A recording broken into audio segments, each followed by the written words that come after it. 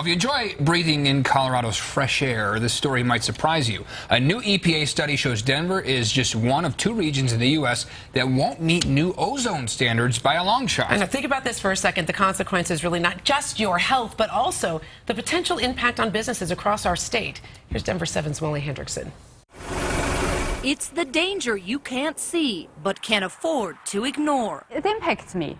It impacts my health. It impacts our environment. We're talking ozone. It's formed when pollution is cooked by the sun, creating a colorless, odorless gas that's dangerous for you to breathe. On a high ozone day, I might not have any effects. But what do I know?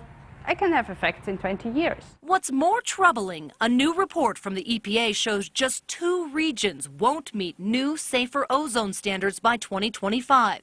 Parts of California and Denver. I see it as setting us up to fail. And that doesn't sit well with State Senator Sherry John. One of the penalties we know would be taking the federal funding for transportation. John worries it'll halt things like the I-70 project and the 4,000 construction jobs that go with it. If they take the federal funding, which helps pay for the project that we're working on, then how does that work? Does it stop everything? Does it put it on hold?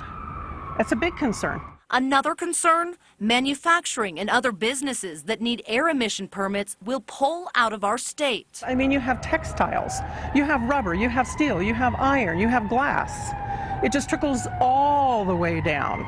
And therefore, you then affect the little people that are, and the little businesses that are trying to run these manufacturing facilities. I would say for ourselves and for our kids, we should get moving. But for atmospheric scientist Gabrielle Pfister, we can't afford to wait. She thinks we can meet those standards. Whether we do is up to us. With photojournalist Corey Reppenhagen, I'm Molly Hendrickson, Denver 7.